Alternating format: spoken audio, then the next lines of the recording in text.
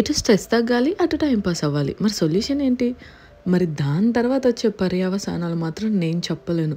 మీకు ఒళ్ళు నొప్పులు రావచ్చు, మీకు కాళ్ళు నొప్పులు రావచ్చు, నడవలేకపోవచ్చు, ఏమైనా అవ్వచ్చు. అదే చాలా రోజుల తర్వాత ఇవాళ నేను మళ్ళీ హైకింగ్కి వెళ్తున్నాను. విక్టోరియా స్టేషన్ నుంచి నేషనల్ రైల్స్ తీసుకొని హొజాక్ స్టేషన్కి వెళ్ళిపోయాము. అక్కడ వైట్ టీషర్ట్ వేసుకొని ఉన్నాడే తనే మా గైడ్ గ్రహం ఇవాళ. సో చాలా అడ్వెంచరస్ హైక్ ఇవాళ, ఆల్మోస్ట్ 17.5 కిలోమీటర్స్. మేము చాలా కొత్త విషయాలు చూసాము ఇక్కడ. అదే 200 years old Jack and Jill windmills కూడా చూసాము. అండ్ ఇక్కడ సర్ప్రైజింగ్ విషయం ఏంటంటే ఆ విండ్ మిల్స్ ఇంకా గ్రైండ్ చేస్తూ ఉండడం, అంటే అవి ఇంకా పనిచేస్తూ ఉన్నాయన్నమాట. అండ్ ఇంకొక ఇంట్రెస్టింగ్ ఫ్యాక్టర్ ఏంటో తెలుసా? Jack is the only male windmill which is in UK. So మిగతా విండ్ మిల్స్ అన్నీ కూడా ఫీమేల్స్ అంట.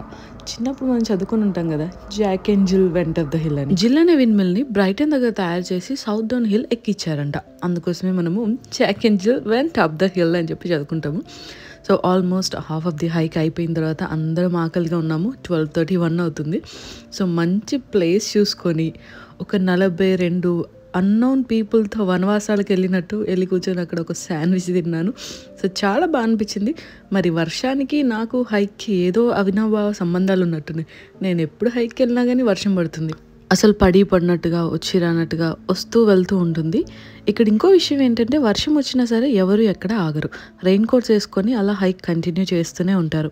ఒక 20 minutes లంచ్ బ్రేక్ తర్వాత మేము మళ్ళీ హైక్ స్టార్ట్ చేసాము. సో ఇక్కడ ఎవరికి నచ్చిన వాళ్ళతో వాళ్ళు మాట్లాడుకుంటారు, ఎవరికి నచ్చిన టాపిక్స్ వాళ్ళు. కొంతమంది పులిహోర రాజాలు కూడా ఉంటారు. సో ఈ పాయింట్కి రాగానే ఆల్మోస్ట్ అమ్మ అయిపోయిందిరా బాబు హైక్ అని అనుకున్నా, కానీ ఇంకా అయిపోలేదు. ఇంకా నడవాల్సింది చాలా దూరం ఉంది. సో ఇంకా సెల్ఫ్ మోటివేట్ చేసుకుంటూ లాస్ట్ 4 kilometers అయితే చాలా హార్డ్గా పుష్ చేసిన నేనైతే. నాకు ఈ హైక్లో అంత ఇంట్రెస్టింగ్గా ఎవరైతే పరిచయం అవ్వలేదు. అండ్ ఇది వచ్చేసి లూయిస్ క్యాసిల్ గేట్ అనమాట. సో మన గైడ్ దీని గురించి ఎక్స్ప్లెయిన్ చేస్తూ ఓ మాట అన్నాడబ్బా, చెవులకి ఎంత వినసొంపుగా ఉందంటే, ఇదంతా బిల్డ్ చేసింది ఇంగ్లీష్ స్లేవ్స్ అని అన్నారు.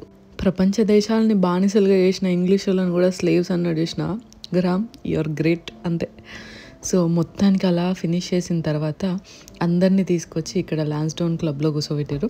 సో నచ్చిన వాళ్ళు నచ్చిన డ్రింక్ చేసారు. నాకైతే ఇలా కోక్తో ఫినిష్ చేసిన 17 kilometers ఒక అడ్వెంచరస్ హైక్ తర్వాత ఇప్పుడు ఇంటికి వెళ్తున్నా. ఒళ్ళు హూనం అయిపోయింది. బట్ ఇలాంటివి ట్రై చేస్తే చాలా బాగుంటుంది. మీరు కూడా ఒకవేళ ఇలా ట్రై చేయాలని అనుకుంటే నాకు పింక్ చేయండి, నేను ఎలా వెళ్ళాలో చెప్తాను మీకు. మరిన్ని వీడియోస్ కోసం ఏం చేయాలో తెలుసుగా, జస్ట్ ఫాలో. నేను మీ వెన్నెల.